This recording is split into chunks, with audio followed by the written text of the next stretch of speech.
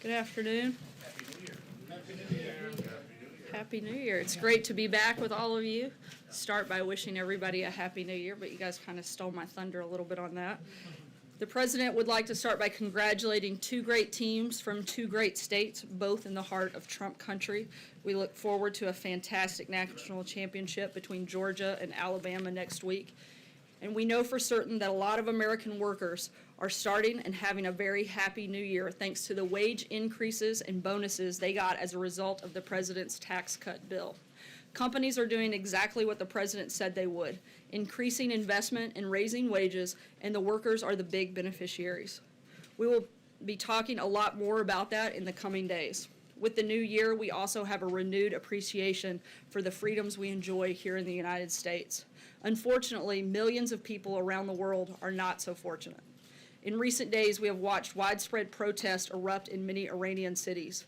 Years of mismanagement, corruption, and foreign adventurism have eroded the Iranian people's trust in their leaders. The Iranian regime spends its people's wealth on spreading militancy and terror abroad rather than ensuring prosperity at home. Prices for everyday staples and fuel are rising while the Revolutionary Guards spend the nation's wealth on foreign militant groups and enrich themselves in the process. The Iranian people are angry at the rising tide of corruption in their daily lives. The people are tired of paying the price for their violent and corrupt rulers. As a result, we are now seeing an organic, popular uprising organized by brave Iranian citizens on the largest scale since 2009. But the international community cannot sit silent as it did then. The United States supports the Iranian people, and we call on the regime to respect its citizens' basic right to peacefully express their desire for change. America longs for the day when Iranians will take their rightful place alongside the free people of the world. As the President said in October, we stand in total solidarity with the Iranian regime's longest suffering victims, its own people. The citizens of Iran have paid a heavy price for the violence and extremism of their leaders, and the Iranian people long to reclaim their country's proud history, its culture, its civilization, and its cooperation with its neighbors.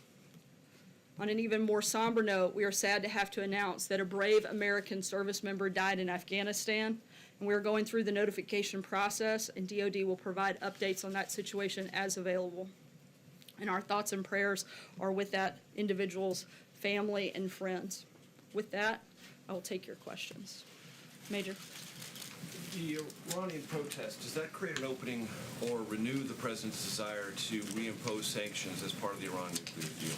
But I have a follow-up on Pakistan. Look, we certainly keep our options open in terms of sanctions, in terms of signing a waiver later in January. The President hasn't made a final decision on that. He's going to keep all of his options on the table in that regard. Has the Iranian protest changed the calculations about that?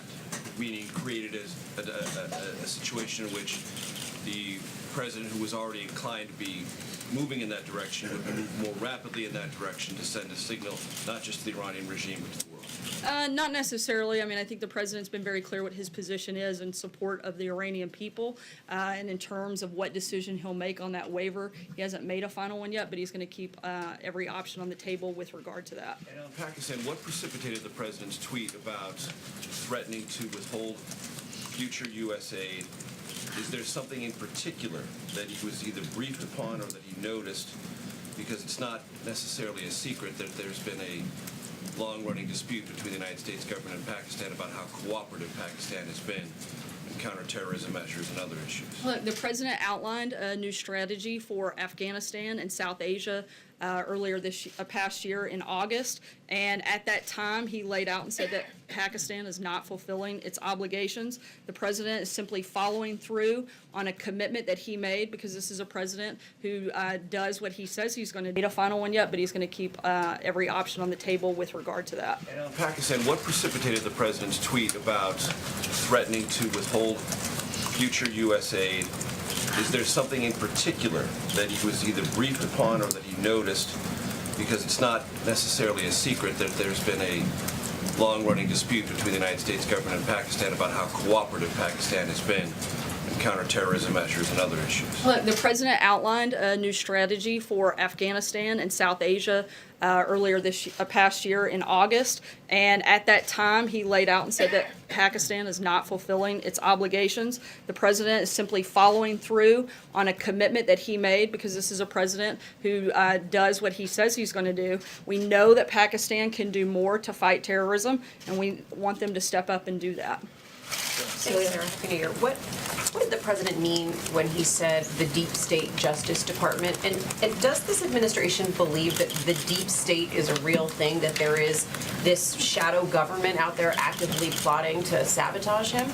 Look, the president finds some of those actions very disturbing, and he thinks that we need to make sure if there is an issue that it's looked at. But if there was anything beyond that, I would refer you to the Department of Justice that would look into it. Does he believe the entire Justice Department and its more than 100,000 employees are part of this deep state? Obviously, he doesn't believe the entire Justice Department is part of that. You know, one of the things that the president has done is appoint Christopher Wray at the FBI, because he wants to change the culture of that agency, and he thinks he's the right person to do that. Steve? What does the president see as the end game in Iran? Would he like to see regime change?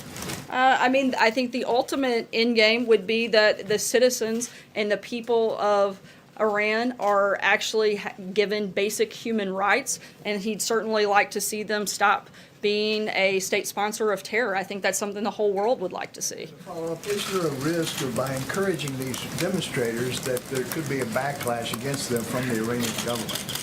No, and you know, I think one of the big things, and I think even Hillary Clinton outlined this when she said that the Obama administration was too restrained of the 2009 protests, and said that won't happen again. And for once, she's right, and we agree with her, because President Trump's not going to sit by silently like President Obama did, and he certainly supports the Iranian people and wants to make that clear.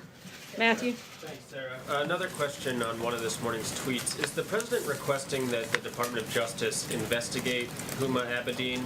And how did he reach his conclusion that she should be in jail, given that she hasn't been indicted or convicted of any crime? Look, obviously, the facts of that case are very disturbing, and I think the president wants to make clear that he doesn't feel that anyone should be above the law. In terms of any investigation, that would be something the Department of Justice would need to decide, and I would refer you to them on whether or not they move forward. Jordan? Thanks, Sarah. Was the president disappointed that Senator Hatch decided not to seek re-election, and is he committed to campaign for whoever the Republican nominee would be in 2018?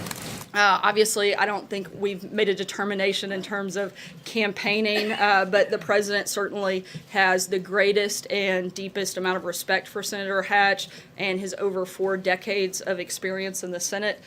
He's particularly thankful for the senator's leadership and massive effort that he played and the role that he played in getting the tax cut and reform package passed. And the president certainly praises his service and is very sad to see Senator Hatch leave, and knows that he will certainly be missed. John? Thanks a lot, Sarah. President Moon of South Korea has reached out to North Korea about a possible meeting between North and South Korean officials as early as next week. Is this a meeting that the administration supports? Would it in any way upset your strategy for dealing with North Korea? Look, our policy on North Korea hasn't changed at all. The United States is committed and will still continue to put maximum pressure on North Korea to change and make sure that it denuclearizes the peninsula. Our goals are the same, and we share that with South Korea, but our policy and our process has not changed in this. Trey? Would such a meeting be helpful, Sarah? Sorry, go ahead, John. I'll come back to you. Would such a meeting be helpful, though, in terms of diffusing the situation that exists now in the region? Again, our policy hasn't changed, and we've been very clear about the fact of what our priority is, and that's a denuclearized peninsula, and there's nothing new to update on that front. Trey? Thanks, Sarah. Too on Iran. The president tweeted over the past weekend that the U.S. is watching very closely for human rights violations. What actions are being considered by the Trump administration should these violations occur? Look, we'll keep you posted on any actions that we plan to take, and we're keeping a lot of options on the table at this time. And if I can Follow up on Steve's question about regime change. There are protesters who are calling for regime change in the country. Does the Trump administration support regime change in Iran? We support them giving basic rights to the people of Iran, and we support them stopping being a state sponsor of terror, and we want to see those actions take place. Francesca. Thank you, Sarah. Today, Nikki Haley, the U.S. ambassador to the UN, said that the aid cut for Pakistan was not tied to the United Nations vote on Jerusalem. But what is happening to the countries that did not vote with the United States? Both Ambassador Haley and President Trump made threats against those countries. And I also wanted to ask you about what the president's schedule is today for the rest of the week and what he's been up to lately. We know that he had a lunch today. We know that he had his intelligence briefing, and clearly we saw him tweeting. What else is on the president's agenda? That's a lot of questions from a lot of different angles. I'm going to try to make sure I cover them all.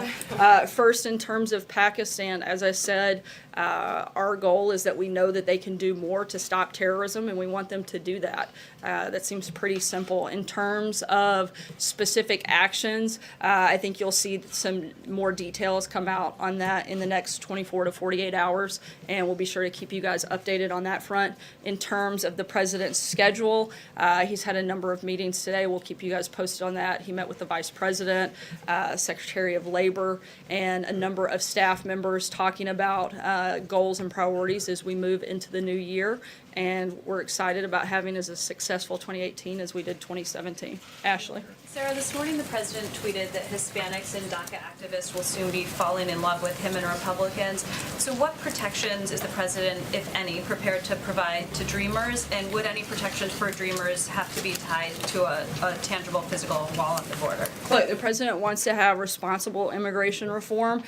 He said before that he would like to include a DACA resolution in that process, and we hope to be able to work with members of Congress to get that done, and that's certainly a big priority for the administration in 2018. Any specifics? We've laid out what our principles on immigration reform look like, and that would need to be part of any package that includes DACA. Sure. There are folks on Capitol Hill that are under the impression that the White House is going to provide another document, a smaller list, more narrow list of policy proposals it's looking for in exchange for protections for Dreamers. So they're expecting some other kind of document. Is that coming, and is that something they're going to talk about tomorrow? We'll certainly keep you posted if it does. Right now, we're still focused on helping achieve those principles that we laid out at the end of last year, and we want to continue to work with Congress to get those done. Okay, can I ask one last quick question? There are a couple. I'm in a good mood today, and we haven't been here a long time. So. There are at least a couple of folks that were nominated last year that did not get confirmed by the Senate.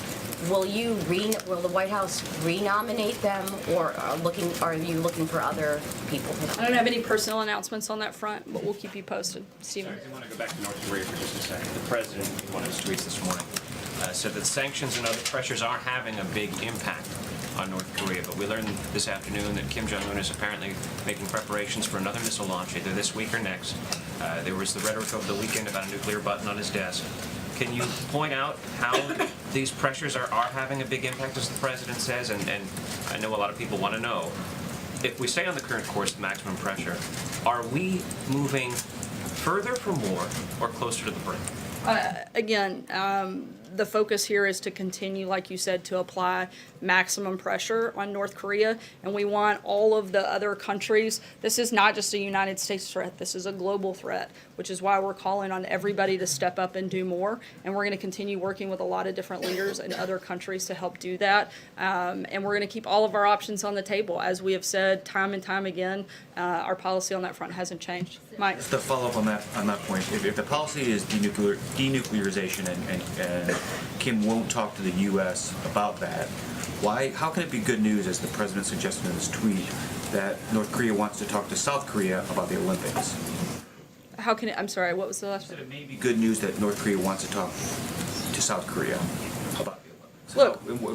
in what scenario is that good news for the White House? Look, our alliance and friendship with South Korea remains stronger than it ever has been, and we're in close contact with those people about a unified response. We're going to continue to work with South Korea to put maximum pressure on North Korea and work towards the ultimate shared goal that we both have. Kristen? Sarah, thank you. Just a follow-up. Does the United States support North Korean athletes' participation in the Olympics? We haven't made a final determination on that front. How many days is it something that could? I don't know if there's a set ultimately lead the US to timeline pull that out? we're going to do that in the next 24 hours, but we'll certainly keep you All right, posted. let me try to drill down on the president's tweet about Iran earlier today. I know you've been asked a version of this question, but just to be very specific, the president said it's time for change in Iran. Did he mean in leadership or in policy or both? I think the biggest thing is the change would be that the people of Iran have basic human rights, which their government is frankly not allowing them to have at this time, and certainly in large part stop being a state sponsor of terrorism. I mean, I think those are the changes we're looking for. If they want to do that through current leadership, if that's possible, okay, but those are our priorities, is making sure that those principles are met. Does the president think it's possible with the current leadership? I haven't asked him that direct question. Kevin? Happy New Year, Sarah. Happy New Year. Let me ask you about some agenda items, and then I'll follow up with a question about the budget. Infrastructure, welfare reform, border security, which of these is the primary focus in the early stages of 2018, or is this a buckshot approach and you're simply going to go for them all and see which one you can stick the landing on first? Look, the president was elected because of his ambitious agenda and his desire to get a lot of things done. We're going to focus on that. The things that you listed are certainly going to be big priorities for us in 2018. A lot of the meetings that the president has this week with leadership will help determine what the best strategy is on each of those individual areas, but those are certainly welfare reform, infrastructure, responsible immigration reform, and healthcare will all be top priorities for the administration this year. Speaking of the meetings, both tomorrow and even coming up this weekend, for the American people who might be wondering, so what happens in a meeting like this, can you sort of lay out what the expectation might be from the president's point of view? I think it would be to talk about, again, the strategy of the best way to accomplish maximum success in all of those areas that we've outlined. Obviously, the budget is first and foremost one of the biggest priorities right now, and certainly the big priority in the immediate term. The president wants a 2-year budget deal that provides realistic budget caps and provides certainty for our national security. That's our biggest and number one priority, and that'll be the focus front and center of the conversations that are taking place this week. And then beyond that, it will be talking about those 4 other priorities that I outlined and what the strategy to get maximum success on those would look like. Jill? Thanks, Sarah. I wanted to circle back to the Orrin Hatch retirement decision. The president and Mitt Romney have obviously traded some very harsh words against one another. Would the president be open, though, to supporting Mitt Romney if he decides to run? I haven't had that conversation with him, and I think I would be prohibited from weighing in too far right now, given Hatch Act, on who we might or might not support in that race. And then I just wanted to follow up on the questions about the president's Pakistan tweet, just to be perfectly clear. So there was no particular incident, nothing the public doesn't know about that prompted that tweet yesterday? Look, this is something that the president has been following and has talked about, again, back during August when he laid out his Afghanistan and South Asia strategy. And this is something that the administration continues to watch on a daily basis, and the president receives daily updates and briefings, and I can't go into any further detail beyond that. John? Thank you, Sarah. Several of the Iranian exile groups in the United States have praised the president's comments and statements on Iran, as have former prisoners of the Iranian government, Pastor Saeed Abedini among them. Is the president in touch, either directly or indirectly, with any of the exile group, notably the National Council for Resistance in Iran? I'm not aware of any conversations, certainly not directly between the president, but I'd have to verify that no one in the administration has had those conversations. I'm just not prepared to answer that extensively. Peter. Sarah, can I ask you about another presidential tweet today? The president today appeared to take credit for 0 commercial airline deaths in 2017. In fact, there hasn't been a U.S. commercial airline fatal crash in the country since 2009. So does President Obama deserve credit for that long stretch that dates back to 2009? Look, the president has raised the bar for our nation's aviation safety and security. He certainly is very grateful. Last year, the president announced his initiative to modernize air traffic control, and under his leadership, the Department of Homeland Security released enhanced security measures to ensure safer commercial air travel. Look, the president's very happy that there were no commercial airline deaths in 2017, and we hope that that trend continues well into 2018 and beyond. Brian? Just to follow up, then Michael Huerta is the FAA administrator. Obviously, he's had a successful run. He's an Obama holdover. His term expires this week. Will he extend Michael Huerta? I don't have any personnel announcements on that front. Follow if I can, because you started talking football, so I'll ask you about football. The two teams that are going to be in the national championship game come from the state of Georgia and the state of Alabama, as you know well. Obviously, Alabama just elected a Democratic senator. You said they're right in the heart of Trump country. Does the president see the country as Trump country and the rest of the country?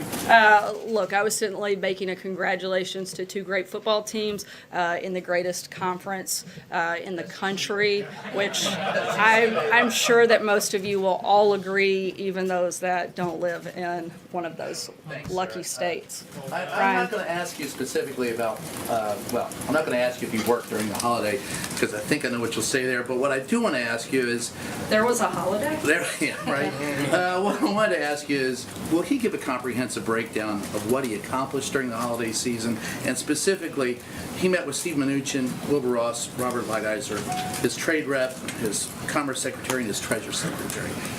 Did you accomplish anything during that break, and could you let the American public know what it was that you accomplished? Obviously, the president's been extremely focused on trade. He talked a lot about it during the campaign, has talked a lot about it since he was sworn in. That's going to continue to be a big priority for the president in making sure that American workers and American companies are at the best end and have better trade deals. He doesn't feel like we have very many of those right now and wants to make sure that we make every effort to improve all of the trade deals that we have so that we're benefiting our workers and our companies and our country. And that was certainly a big part of that conversation and will continue to be so. And we'll keep you posted if we have specifics to roll out on that front.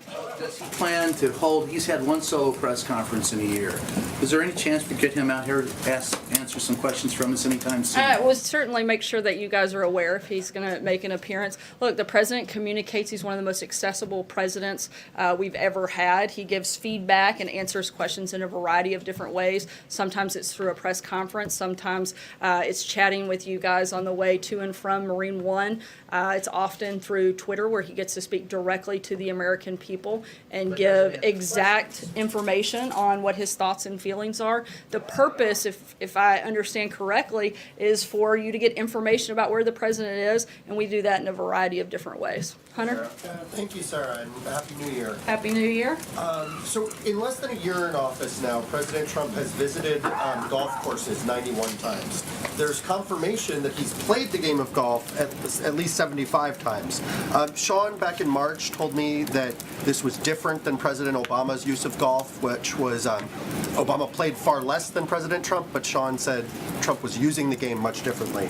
Can you tell me the biggest single thing the president has accomplished for the American people during his time on the golf course? I think it would certainly be developing deeper and better relationships with members of Congress in which those relationships have helped push forward the president's agenda, specifically when it comes to helping get the tax reform and tax cuts passed. A lot of that, I think, and the success of that came from the strong relationships that the president has, and he's played golf with a number of senators and used that time certainly to accomplish that. If so much has been accomplished during this time, there seems to be a bit of a transparency issue with his time on the golf course. We don't always get confirmation of what he's doing there, despite a lot of requests. There was this incident with the box truck.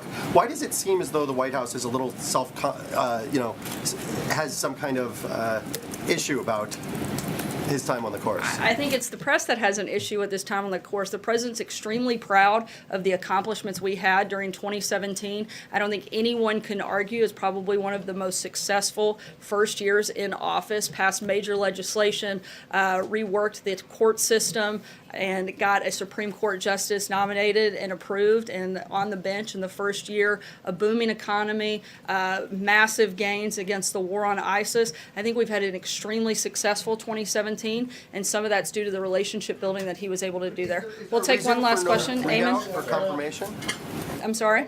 Is there a reason for no readout or confirmation when he's having these meetings on the course? We provide information when it's pertinent to the day, and we'll continue to do that. Eamon, go ahead. Thank you, Sarah. Earlier, the president tweeted about tax reform, saying companies are giving big bonuses to their workers because of the tax cut bill. Really great.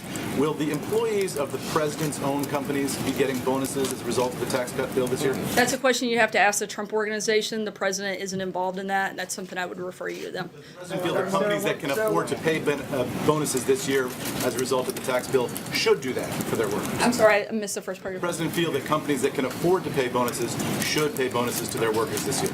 I think he certainly hopes that companies will either give bonuses to their employees or somehow reinvest and bring business back into this country. That was one of the big purposes and goals of the tax cut bill, which we've certainly seen play out over the last couple of weeks, and expect to see a lot more good news come from that. Thanks so much, guys.